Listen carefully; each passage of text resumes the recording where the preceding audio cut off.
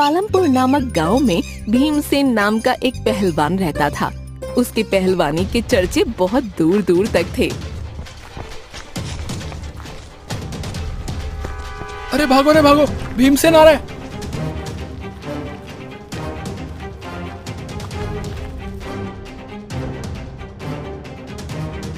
अबे ओए जलेबी वाले, जल्दी से मेरे लिए एक प्लेट जलेबी लगा बे।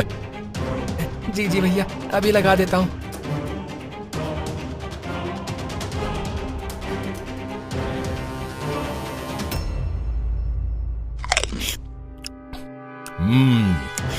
तुम्हारी जलेबी तो बहुत ही स्वादिष्ट है। इसे खाकर तो मजा ही आ गया भाई। ये तो ऐसे खा रहा है जैसे कि कई जन्मों का भूखा हो।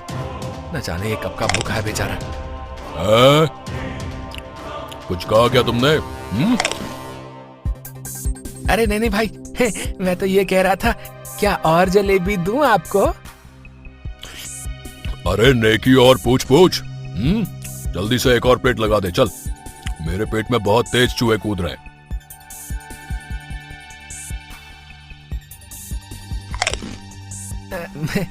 भैया जी, आप बुरा ना मानो तो आपसे एक बात कहूं? हाँ कहो, क्या बात है? मेरा एक बेटा है जिसका नाम कल्लू है। उसके ऊपर भी पहलवानी का भूत सवार है। अगर आप बुरा ना मानो तो क्या आप उसे भी पहलवानी करना सिखा सकते हैं? भीमसेन कुछ देर सोचता है, फिर विजयकांत से कहता है, पहलवानी करना तो मैं उसको सिखा दूं, लेकिन मेरी भी एक शर्त है। मैं कुछ समझा नहीं भैया जी। क्या शर्त है आपकी? मैं तुम्हारे बेटे को पहलवानी करना सिखाता हूँ और तुमको मुझे बदले में रोज एक प्लेट जलेबी खिलानी होगी भाई। ठीक है भैया जी, मुझे आपकी ये शर्त मंजूर है। आप मेरी दुकान पर आकर रोज एक प्लेट जलेबी खा सकते हैं। तो ठीक है, अब मैं चलता हूँ। तुम्हारे बेटे को कहना कि वो कल से मेरे घर पर आ जाए। ये कहकर भीमसेन वहाँ से चला जाता है और शाम होने पर विजयकांत भी अपनी दुकान बंद करके घर पहुँच जाता है।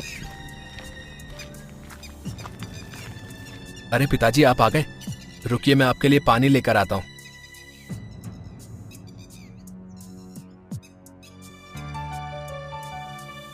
बेटा, मुझे पता है कि तुझे पहलवानी करना बहुत अच्छा लगता है और मैंने तेरे लिए एक आदमी ढूंढ लिया है जो तुझे पहलवानी करना सिखाएगा। पिताजी, क्या सच में? आपने तो मेरे मुंह का निवाला ही छीन लिया। वैसे पिताजी, उस आदमी का नाम क्या है? अरे और कौन हो सकता है? वही जिसका नाम सुनकर सारे गांव वाले डर के मारे पैंट गीली कर देते हैं। पिताजी, आप कहीं उस भीमसेन की बात तो नहीं कर रहे जो 10 लोगों को एक साथ पटक देता है? अरे हाँ, मैं उसी भीमसेन की बात कर रहा हूँ। वो तुझे अच्छे से पहलवानी करना सिखा देगा है? नहीं पिताजी, मैं उस भीमसेन से कभी पहलवानी करना नहीं सीखूंगा। अगर कहीं उसने मुझे एक घूंसा मार दिया तो मैं तो वहीं चारों खाने चित्त हो जाऊंगा। अरे तुझे उस भीमसेन से पहलवानी करना सीखना ही होगा। आखिर मैं उससे शर्त लगा बैठा हूँ। क्या शर्त? कैसी शर्त पिताजी? उसने मुझसे शर्त लगाई है कि वो तुम्हें पहलवानी करना सिखाएगा और बदले में मैं उसको जलेबियां खिलाऊंगा। लेकिन पिताजी, आपको उनसे शर्त लगाने की क्या जरूरत थी? हे भगवान, लगता है मेरा तेरे पास आने का समय आ चुका है। अरे तुझ पर ही तो पहलवानी का भूत सवार था है?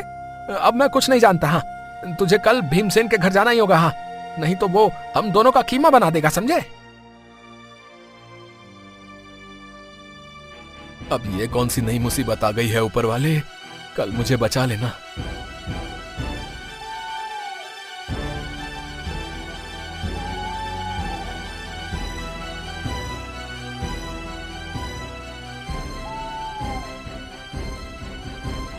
रात को कल्लू लेटकर बस कल के बारे में ही सोचता रहता है, जिस वजह से उसे रात भर नींद भी नहीं आती। अब जो होगा वो देखा जाएगा। सो जाता हूँ। वैसे भी उस भीमसेन के चक्कर में मैं अपनी नींद खराब क्यों करूं?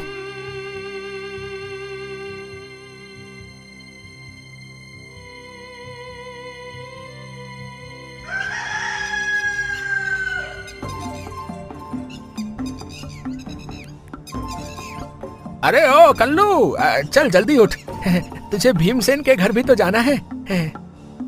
बस यही सोचकर ही तो पिताजी मुझे पूरी रात नींद नहीं आई। अरे चल अब उठ, बहाने बनाना बंद कर, चल और सीधा भीमसेन के घर पहुंच जा। हाँ।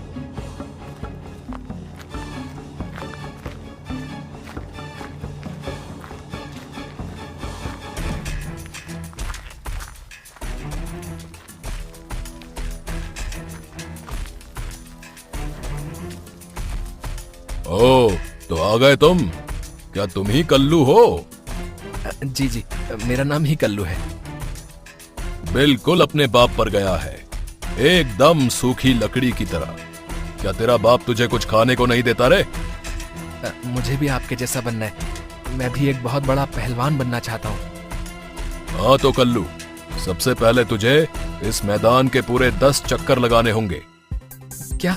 इतने बड़े मैदान के मुझे 10 चक्कर लगाने होंगे? ना बाबा ना, ये सब मुझसे नहीं होगा। अबे चक्कर लगाता है कि धुएं घुसा तेरे पेट में है? अभी एक घूंसे में ही तेरी सारी ये अकड़ निकल जाएगी, समझा? अरे नहीं नहीं, मैं अभी इस मैदान के 10 चक्कर लगा लेता हूँ। कल्लू भीमसेन के डर से मैदान के चक्कर काटने लगता है और मैदान के 5 चक्कर लगाकर वहीं रुक जाता है।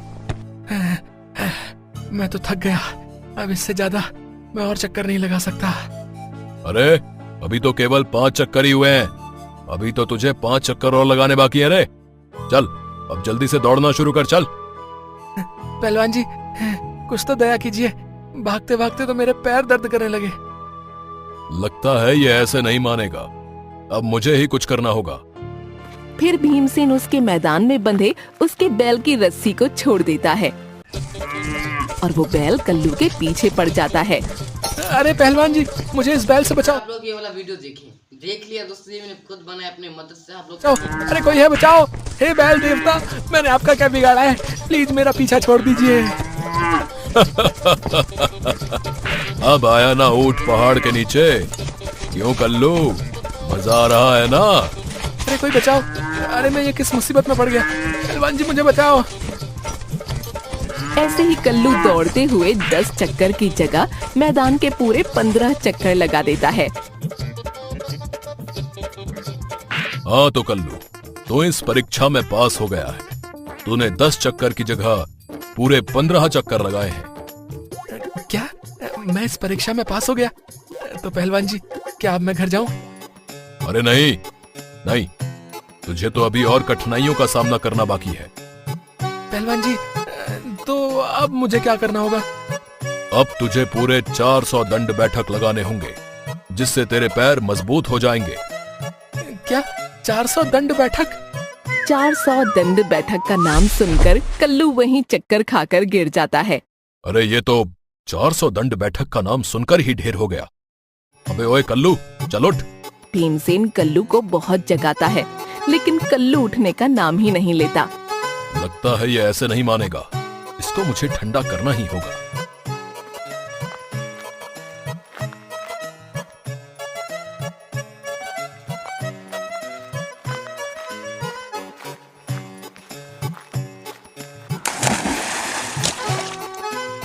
अरे क्या हुआ? बचाओ, अरे बारिश आ गई, भागो, अरे कोई बचाओ। अबे कल्लू के बच्चे, शांत हो जा।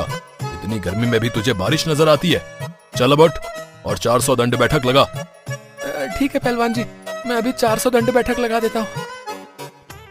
फिर कल्लू दंड बैठक लगाने लगता है और पहलवान भीमसेन गिनती कर रहा होता है।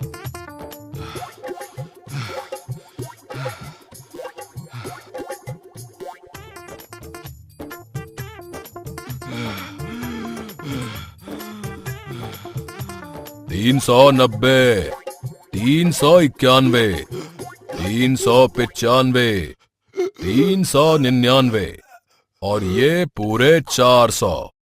बस बस कल्लू, रुक जा रुक जा, हो गए तेरे 400 दंड बैठक। पहलवान जी, मुझे अब बहुत तेज भूख लग रही है, कुछ खाने को मिलेगा क्या? तू यहीं रुक, मैं तेरे लिए अभी जूस लेकर आता हूँ, जिससे तेरे शरीर को एनर्जी मिलेगी। अरे वाह, जूस! हाँ, आज तो जूस पीकर मजा ही आ जाएगा। हाँ, वाह वाह।